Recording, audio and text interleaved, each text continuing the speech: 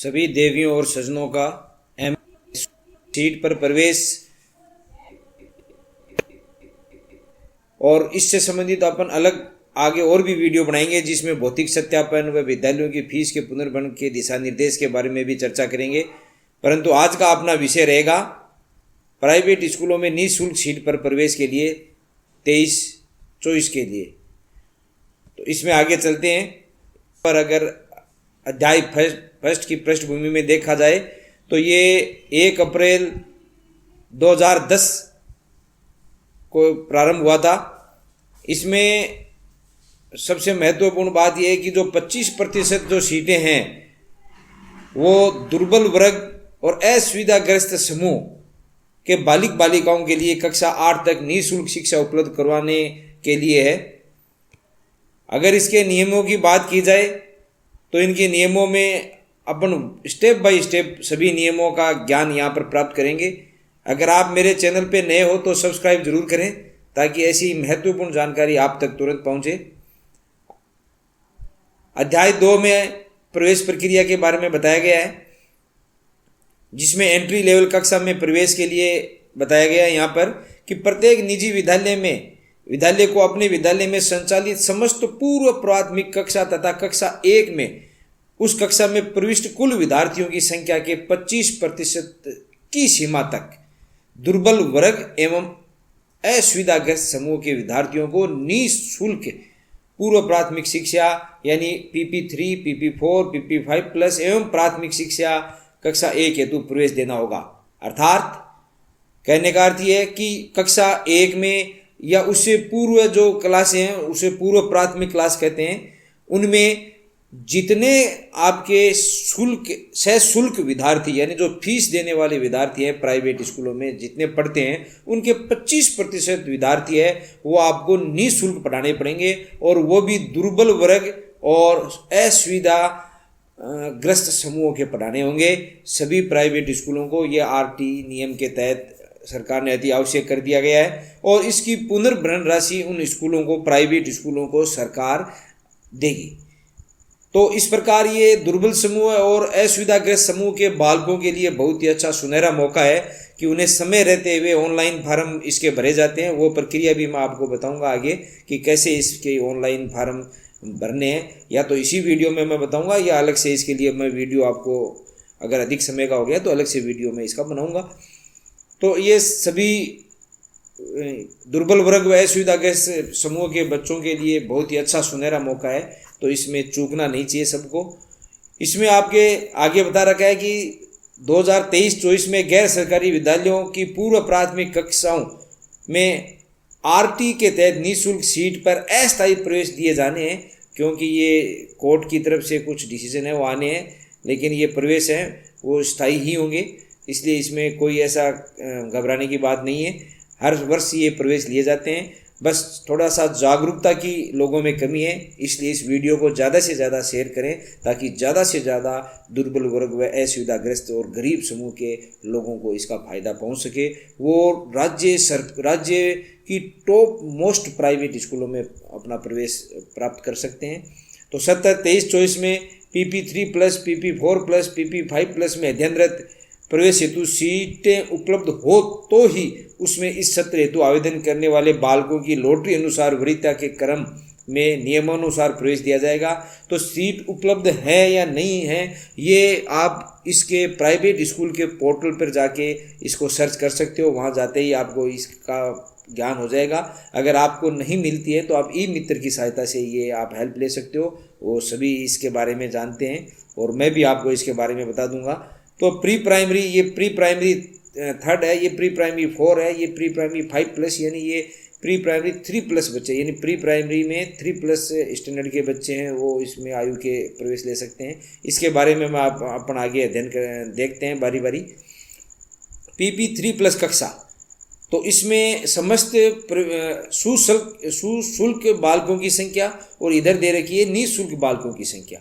तो सशुल्क बालकों की संख्या यानी समस्त नव प्रवेशित सशुल्क बालक जो PP3 में जो प्रथम क्लास है जो कि आपकी प्री प्राइमरी की, उसमें अगर 100 बालक हैं तो निःशुल्क बालकों की संख्या भी 25 होगी। यानी 25% लेने होंगे अपन को। उसी प्रकार अगर PP4+ जो कक्षा है उसमें PP3+ में जो पहले अध्ययनरत थे वो बालक क्रमोन्नत होकर आ जाएंगे और कुछ नव प्रवेशित हो जाएंगे। मान लो इस सत्र में 23-24 में 200 बालक है PP4+ में पढ़ रहे हैं अगर किसी स्कूल में, तो इसके 200 के 25% यानी 50 बालक है वो अपन को निःशुल्क बालकों की प्रवेश विद्यालय को लेना होगा अगर ऑनलाइन इतने फॉर्म आ गए हैं तो। इसलिए ज़्यादा से ज़्यादा फॉर्म को अप्लाई करना चाहिए।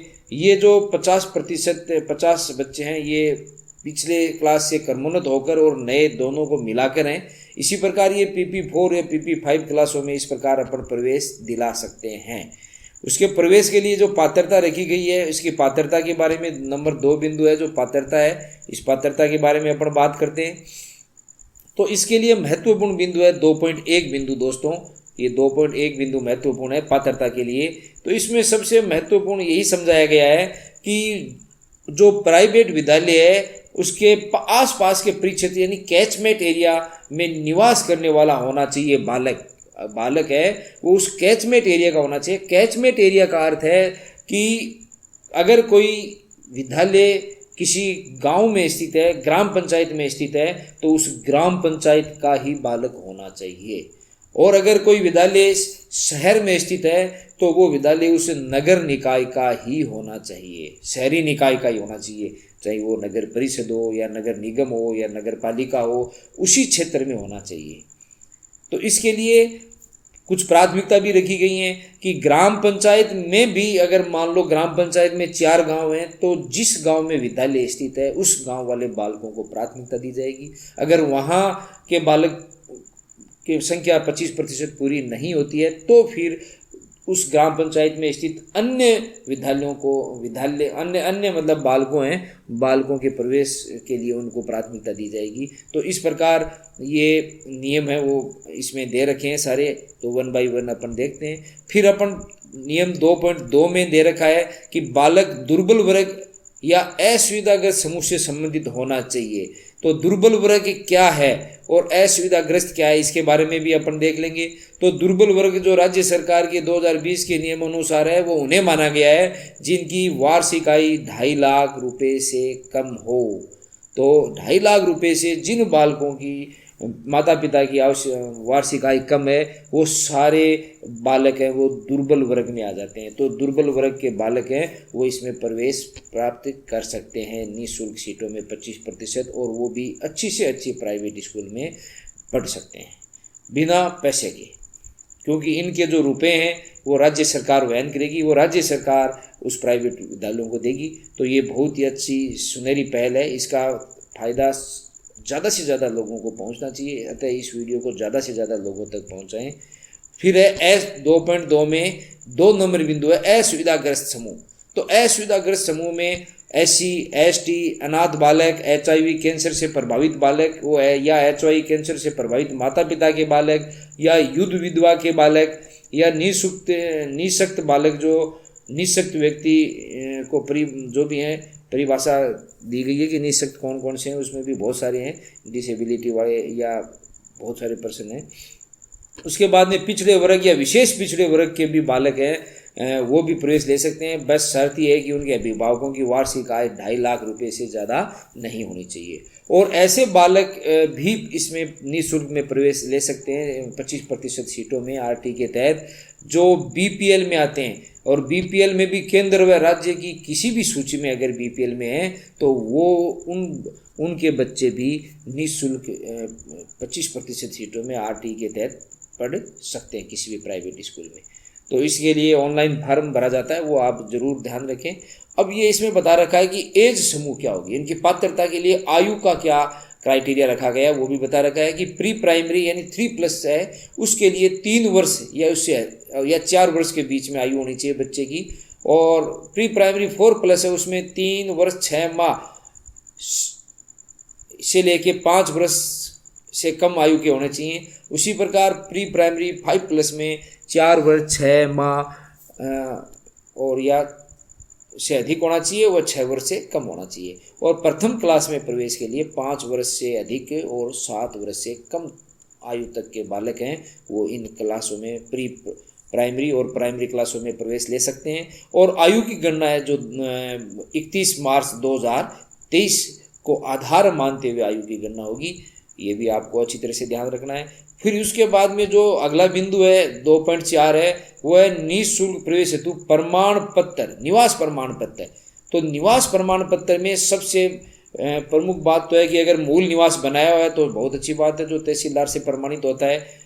ये सबसे अच्छा डॉक्यूमेंट यही है निवास प्रमाण पत्र का। अगर ये नहीं बनाया हुआ है तो भी अगर अपने पास राशन कार्ड है, आधार कार्ड है, मतदाता पहचान पत्र है, ड्राइविंग लाइसेंस है, तो भी अपन इसको भी निवास प्रमाण पत्र के आधार पर कार्ड ले सकते हैं। बिजली का बिल है या पानी का बिल है जो कि 6 माह से अधिक पुराना नहीं होना चाहिए, वो भी निवास प्रमाण पत्र के आधार पर लगाया जा सकता है। उसके बाद में अगर किसी कारणवश वार्ड है या ग्राम है वो चेंज हो जाता है परिसीमन से, तो इसके लिए अगर परिसीमन में आपका एड्रेस चेंज हो गया है तो उसके लिए फिर सरपंच या पार्षद या वार्ड पंच या राजपत्रित अधिकारी से प्रमाणित अतिरिक्त दस्तावेज भी देना अनिवार्य होगा। अगर आपका मूल निवास में या किसी भी आधार कार्ड में या मतदाता पहचान पत्र जो भी आप निवास प्रमाण पत्र के प्रूफ के रूप में दे रहे हो, उसमें अगर आपका एड्रेस थोड़ा बहुत चेंज है किसी वजह से, तो आप वार्ड पंच, सरपंच या बीएलओ या राजपत्रित अधिकारी से प्रमाणित अतिरिक्त दस्तावेज भी आप इसके साथ संलग्न कर देना चाहिए। वो अतिरिक्त प्रमाण पत्र क्या होगा उसकी भी कॉपी मैं आपको डिस्क्रिप्शन बॉक्स में नीचे PDF के रूप में बता दूंगा और यहाँ भी मैं इसकी चर्चा वीडियो में भी करूँगा। उसके बाद में 2.5 नंबर बिंदु है निःशुल्क प्रवेश हेतु दुर्बल वर्ग एवं असुविधाग्रस्त समूह में संबंधित प्रमाण पत्र, यानी दुर्बल वर्ग का प्रमाण पत्र या असुविधाग्रस्त समूह जिसके आधार पर अपन प्रवेश ले रहे हैं उसका प्रमाण पत्र भी अपन को इसमें देना होगा। तो ये प्रमाण पत्र सक्षम अधिकारी द्वारा जारी होने चाहिए। और अगर HIV या कैंसर से पीड़ित कोई बालक है या अभिभावक है तो इसके संबंध में जो प्रमाण पत्र जो जारी करता है वो रजिस्टर्ड डायग्नोस्टिक केंद्र है जो राज्य सरकार से मान्यता प्राप्त है, वो उनके द्वारा जारी प्रमाण पत्र ही मान्य होगा अगर कोई HIV या कैंसर से ग्रसित हो तो। इस आधार पर अगर अपन 25% सीटों में प्रवेश लेना चाहते हैं, और अगर दुर्बल वर्ग व असुविधाग्रस्त समूह के आधार पर लेना चाहते हैं तो आय प्रमाण पत्र दुर्बल वर्ग में लगाना है। वो आय प्रमाण पत्र सक्षम अधिकारी यानी राजपत्रित अधिकारी से ऊपर कोई भी अधिकारी आय प्रमाण पत्र बना सकता है या नोटरी द्वारा भी आप बना सकते हो। और असुविधाग्रस्त समूह है जो जाति प्रमाण पत्र है, इसमें कुछ चाहिए जो भी चाहिए वो भी सक्षम अधिकारी द्वारा आप बना सकते हैं। उसके बाद में निःशुल्क प्रवेश हेतु आयु के सबूत के लिए दस्तावेज। तो आयु के सबूत के लिए जो दस्तावेज है वो महत्वपूर्ण है कि अगर आपके पास जन्म प्रमाण पत्र है तो सबसे सही दस्तावेज तो जन्म प्रमाण पत्र ही है, और तो जन्म प्रमाण पत्र आपको बना लेना चाहिए। अगर जन्म प्रमाण पत्र नहीं है तो भी अस्पताल या सहायक नर्स व दाई या रजिस्टर अभिलेख है वो भी उसकी कॉपी आप लगा सकते हो। आंगनबाड़ी अभिलेख भी आप इसमें इस्तेमाल कर सकते हो, और आधार कार्ड की कॉपी भी इसमें आप जन्म प्रमाण पत्र के रूप में लगा सकते हो। परंतु आपको जब भी भौतिक सत्यापन कराया जाएगा गवर्नमेंट द्वारा, तो भौतिक सत्यापन में गवर्नमेंट लेक्चरर, प्रिंसिपल और अध्यापक आते हैं, तो उससे पहले बच्चे का आपको जन्म प्रमाण पत्र बनाकर विद्यालय को उपलब्ध कराना होगा। इसलिए अगर पहले से जन्म प्रमाण पत्र है तो बहुत अच्छी बात है, अगर नहीं है तो पहले जो मैंने ऊपर बताए ये आप स्कूल में जमा करा सकते हो। आधार कार्ड है, आंगनबाड़ी अभिलेख है जन्म प्रमाण पत्र के रूप में, लेकिन बाद में आपको स्कूल को बनाकर देना होगा। तो प्रवेश हेतु जो अगला बिंदु है 3 नंबर, प्रवेश हेतु टाइम फ्रेम है, वो टाइम फ्रेम भी बहुत महत्वपूर्ण है। ये भी आप थोड़ा इसके ऊपर भी अपन चर्चा कर लेते हैं कि विज्ञप्ति है वो निकल चुकी है, इसकी लास्ट डेट है वो 10 अप्रैल 2023, अंतिम से पहले इसका ऑनलाइन फॉर्म आपको भरना है। और जो ऑनलाइन लॉटरी निकलेगी वो ऑनलाइन लॉटरी है वो 12 अप्रैल को निकलेगी, और ये ऑनलाइन लॉटरी राज्य स्तर पर NIC द्वारा निकाली जाएगी। तो इसलिए और उसके बाद में आपको अभिभावकों द्वारा ऑनलाइन रिपोर्टिंग करना यानी विद्यालय चयन क्रम को बदलना, अगर कोई विद्यालय चयन है, प्राथमिकता है, उसके क्रम को अगर आपको बदलना है तो 20 अप्रैल 2023 तक आप इसको स्कूल में मिल सकते हो जाके, तो वो भी आपका निस्तारण वहाँ पर हो जाएगा।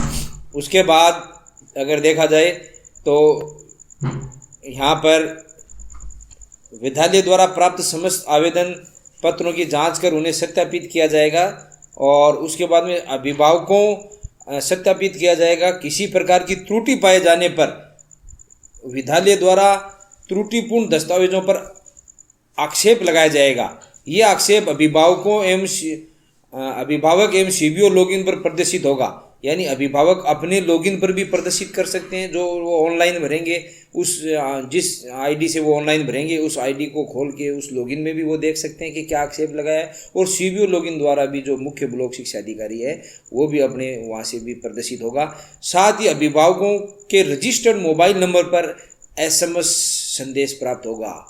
तो ये जरूर देखना कि जब भी आप मोबाइल नंबर ऑनलाइन फीडिंग करते हो तो मोबाइल नंबर वही देना है जो क्रियाशील है, जो कि चालू कंडीशन में है, वही मोबाइल नंबर देना है। और फिर जो भी आक्षेप आपके लगे हैं वो SMS द्वारा आपको मोबाइल नंबर पर प्राप्त हो जाएंगे। तो उसको 7 दिवस के अंदर अंदर वापस संशोधन करके अपलोड करवाना जरूरी है। या तो आप स्वयं कर सकते हो या मित्र पर जाके उसको अपलोड करवाना है। और उसके बाद में अगर आवेदन प्रक्रिया कैसी होगी, इस आवेदन प्रक्रिया के बारे में चौथा नंबर बिंदु है, आवेदन प्रक्रिया कैसी होगी इसके बारे में अगर अपन देखें तो ये अभिभावकों को ही करना है आवेदन, यानी बालकों के माता पिता को आवेदन करना है। इसके लिए महत्वपूर्ण है कि ये वेबसाइट www.raj-sps-nic-in ये वेबसाइट है। प्रमुख रूप से ये वेबसाइट आप जाके लगाओगे तो इस वेबसाइट पे, ये स्कूल प्राइवेट पोर्टल की वेबसाइट है, इस वेबसाइट पे आपको स्कूल खुलेगी। या फिर आप गूगल से एक प्ले स्टोर भी डाउनलोड कर सकते हो जिसका नाम है राजस्थान प्राइवेट स्कूल ऐप के नाम से भी आप डाउनलोड कर सकते हो। उसमें भी जाके आप इस प्रकार की ये सारी प्रक्रिया ऑनलाइन फॉर्म भर सकते हो। तो सबसे पहले www.rajpsp.nic.in पे वेबसाइट पे जाना है और वहाँ पर बालक के आधार नंबर के आधार पर पंजीकरण नंबर जो आधार है वो होंगे, आधार नंबर प्रविष्ट करना है। और ध्यान रहे कि बालक को आरटी के तहत किसी विद्यालय में प्रवेश ले चुके हैं वे पुनः आवेदन नहीं कर सकते हैं। यानी ये आवेदन उन्हीं को ही करना है जो कि पहले से प्रवेश जिन्होंने नहीं लिया है। अगर पहले से प्रवेश ले चुका है कोई विद्यार्थी तो उसे पुनः आवेदन नहीं करना है। वो कक्षा 1 से 8 तक उस विद्यालय में उसका प्रवेश चलता रहेगा। तो इसके लिए आप आधार नंबर उसमें डालोगे। आधार नंबर डालने के बाद में आपको यहाँ पर एप्लीकेशन आईडी व पासपोर्ट प्राप्त होंगे। आधार नंबर और मोबाइल नंबर डालने से दोस्तों मोबाइल नंबर प्रविष्ट करना आवश्यक है। उसमें वो सूचना मांगेगा ऑनलाइन पोर्टल, वो अपन देखेंगे ऑनलाइन कैसे मांगता है, क्या करता है, सारी प्रक्रिया अपन आगे देखेंगे। तो इस प्रकार आधार नंबर व मोबाइल नंबर डालने से अपना वो रजिस्ट्रेशन हो जाएगा और एक एप्लीकेशन आईडी व पासपोर्ट अपने को प्राप्त होंगे। इस एप्लीकेशन आईडी व पासपोर्ट का उपयोग करके अपन अभिभावक लॉगिन पर जाके और लॉगिन करेंगे। इस लॉगिन से ही अपन को पूरी विस्तृत जानकारी यहाँ पर अपने को भरनी है।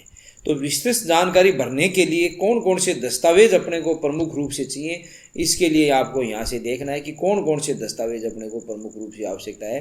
तो इसके बारे में अब मैं बता रहा हूँ कि सबसे पहले तो बच्चे की फ़ोटो चाहिए, फिर बालक का आयु प्रमाण पत्र चाहिए कि कितने वर्ष का है, 2 नंबर बिंदु।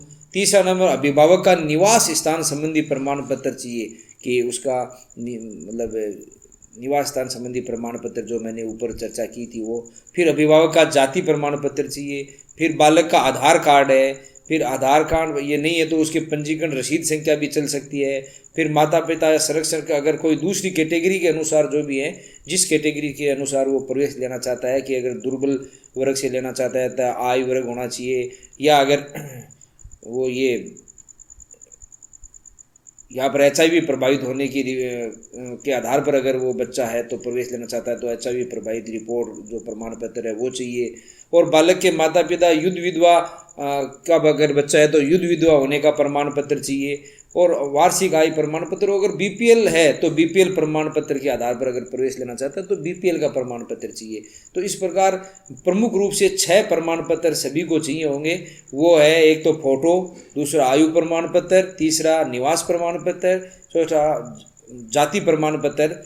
और सभी को जरूरत नहीं है, लेकिन जो कि दुर्बल वर्ग वालों को जाति प्रमाण पत्र की आवश्यकता नहीं होगी यहाँ पर।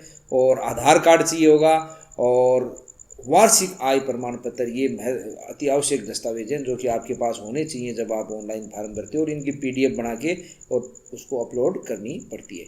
दूसरी बात, जब ऑनलाइन आप फार्म भरोगे तो 5 इच्छित विद्यालयों अधिकतम 5 इच्छित विद्यालयों का आप विकल्प के अनुसार चयन कर सकते हो, और इन इच्छित विद्यालयों को बाद में क्रम आप चेंज भी कर सकते हो। वो मैंने आपको बताया था कि आप विद्यालय से संपर्क करके चेंज भी कर सकते हो। उसके बाद में यहाँ पर छात्र अपने आवेदन क्रमांक पर समय समय पर अपडेट सूचना की सही जानकारी लेते रहें। विद्यालय द्वारा इस संबंध में आवेदनकर्ता से संपर्क स्थापित कर उन्हें इस बाबत सूचना देना अनिवार्य नहीं है। यानी समय समय पर जो भी जानकारी है वो आप लेते रहें विद्यालय से संपर्क करके, या अपने जो अभिभावक लॉगिन किया उससे। और इस प्रकार सभी ऑनलाइन प्रविष्टि करके और फार्म को सेव कर देना है। और उसके बाद में अगर आपने उसको सबमिट नहीं किया है तो आप उसमें त्रुटि है जो भी है वो उसको आप संशोधित कर सकते हो। और अंत में अगर आप संतुष्ट हो चुके हो कि फार्म मेरा बिल्कुल सही है तो उसके बाद में आप उस पोर्टल पर दी गई सूचना को लॉक कर दें, लॉक करके प्रिंट ले लें। तो इस प्रकार ये पूरा फॉर्म का क्या क्राइटेरिया है ये मैंने आपको जो बात आवश्यक जानकारी होनी चाहिए वो बता दी है। फिर लॉटरी में वरीयता है वो अनाथ बालक या दिव्यांग बालक को वरीयता दी जाएगी, और ये इनको प्राथमिकता दी जाएगी। अगर कोई अनाथ बालक आ चुका है या दिव्यांग बालक आ चुका है तो उसको 25% जो आरटी की निःशुल्क सीटें हैं उसको प्रवेश हेतु उनको प्राथमिकता दी जाएगी, और उसके बाद में अन्य को प्राथमिकता दी जाएगी, अन्य कैटेगरी के जो भी बच्चे हैं उनको। उसके बाद में चयन क्रम को ही अंतिम मान लिया जाएगा, यानी जिन बालकों द्वारा रिपोर्टिंग नहीं की जाएगी, यानी उसके बाद में आपको इस विद्यालय में जाके रिपोर्टिंग का टाइम है। रिपोर्टिंग अगर जो बच्चा नहीं विद्यालय में जाते हैं, अभिभावक नहीं मिलते हैं, तो उस चयन क्रम को ही अंतिम मान लिया जाएगा। कोई भी बालक रिपोर्टिंग से वंचित नहीं रहेगा। इस प्रकार कोई भी बालक रिपोर्टिंग से वंचित नहीं रहेगा। यानी कहने का अर्थ है कि लॉटरी प्रक्रिया के पश्चात बालक द्वारा प्राइवेट स्कूल में रिपोर्टिंग की जाएगी। प्राइवेट स्कूल में जाना है ये फार्म लेकर। इस प्रक्रिया में बालक द्वारा पूर्व में किए गए विद्यालय चयन के क्रम को बदला सकता है वहाँ जाके। ये मैंने आपको पहले भी बताया था कि बदला सकता है। अगर नहीं बदलाता है तो जो चयन क्रम उसका ऑनलाइन आया वही माना जाएगा। उसके बाद में आगे है कि SMS से सूचना प्राप्त हो जाएगी। ये मैं आपको पहले बता चुका हूँ। विद्यालय में चयन होने के बाद बालक द्वारा हस्ताक्षरित आवेदन पत्र व अन्य सभी दस्तावेजों की हार्ड कॉपी, ये हार्ड कॉपी है, ये आपको विद्यालय में अविलंब जमा करानी है, अनिवार्य होगी। उन्हीं आवेदन पत्र एवं दस्तावेजों को जब भौतिक सत्यापन होगा तब जांच के समय दल के सामने प्रस्तुत की जा सकेगी, ताकि वो कौन कौन से बच्चे हैं उन प्रवेश ले चुके हैं ये उन विद्यालय के पास भी रिकॉर्ड होना चाहिए। तो ये इसके बाद अगर अपन आगे देखें तो इसमें गैर सरकारी विद्यालयों द्वारा किए जाने वाले कार्य, तो ये अपन अगले वीडियो में चर्चा करेंगे अपन की। और वीडियो काफ़ी लंबा हो चुका है तो ऑनलाइन जो फॉर्म भरने की प्रक्रिया है वो मैं आगे बताऊंगा। इसमें मैं नहीं बता सकता क्योंकि वीडियो लगभग आधे घंटे का होना जा रहा है दोस्तों। तो इसमें मैं थोड़े से आपको फार्म दिखा देता हूं जो कि भरने आपको परिपत्र ये इस प्रकार के फार्म होगा। ये चीज़ें चाहिए कि आपको विद्यालय का नाम, ये आप ऑफलाइन भी भर के ई मित्र वाले के पास ले जा सकते हो प्रिंट करके। ऐसी सूचना चाहिए कि जिसमें प्रवेश कक्षा किस में देना है, प्रवेशार्थी का नाम, लिंग, आधार नंबर, जन्म तिथि, जाति, प्रवेशार्थी का धर्म, अभिभावक से संबंध क्या है, और इस प्रकार ये पूरी जानकारी के लिए इस फार्म में दे रखी है। दुर्बल वर्ग है तो उसकी आर्थिक आय 2.5 लाख से ज़्यादा है कि नहीं है, ये यहाँ पर ये दुर्बल वर्ग के लिए दे रखा है, फिर जाति के लिए दे रखा है, SC ST अनाथ किस कैटेगरी में प्रवेश लेना है। तो इस प्रकार ये ऑनलाइन फॉर्म इसी प्रकार से होगा जैसे मैं आपको दिखा रहा हूँ, सेम आपको भरना होगा कि दुर्बल वर्ग में है तो आप यहाँ टिक लगाओ, अगर अनाथ है दुर्बल वर्ग तो आपको यहाँ टिक लगाना पड़ेगा, अगर SC है तो आपको यहाँ टिक लगाना पड़ेगा। किस वर्ग में, इनमें से कौन से, चौथे नंबर बिंदु यानी प्रवेशार्थी का वर्ग क्या है, वो दुर्बल वर्ग में है या असुविधाग्रस्त वर्ग में है, किस में प्रवेश लेना चाहता है। और उसके लिए जैसे अगर BPL में चाहता है तो BPL क्रमांक नंबर है, केंद्र या राज्य सूची में किस सूची में BPL है ये यहाँ लिखना पड़ेगा। तो ये इस प्रकार इस फार्म की ऑनलाइन ऐसे ही फार्म है, ऐसे ही खुलेगा और इसमें सारी जानकारी आपको ऐसे भरनी होगी। फिर आयु संबंधी प्रमाण पत्र, ऑनलाइन आवेदन में भरी गई सूचना में दस्तावेज मिलान नहीं होने पर अथवा किसी दस्तावेज के अपूर्ण या गलत पाए जाने पर आवेदन पत्र निःशुल्क प्रवेश की निरस्त कर दिया जाएगा। तो अगर आपने ऑनलाइन भर दिया है और आप ऑफलाइन आप वो नहीं दे रहे हो तो भी आपका फार्म को निरस्त कर दिया जाएगा। फिर माता पिता संरक्षक का शपथ पत्र या घोषणा, ये शपथ पत्र माता पिता या संरक्षक को देनी पड़ेगी कि जो भी वो जानकारी दी है वो सही है। ये शपथ पत्र आपको देना होगा जिसमें अंगूठे का निशान या पिता का जो नाम। उसके बाद में ये प्रवेश प्रक्रिया को स्पष्ट करने के लिए कुछ उदाहरण दे रखे हैं वो भी हैं। और इसके बाद में जो ये फॉर्म है जो वार्ड परिसीमन के कारण यहाँ पर वार्ड परिसीमन के कारण वार्ड परिवर्तन होने की स्थिति में संबंधित सरपंच या पार्षद BLO या राजपत्रित अधिकारी द्वारा जो प्रारूप दे रखा है इसमें ही दे रखा है कि कौन सा प्रारूप आपको यहाँ पर भर के देना है।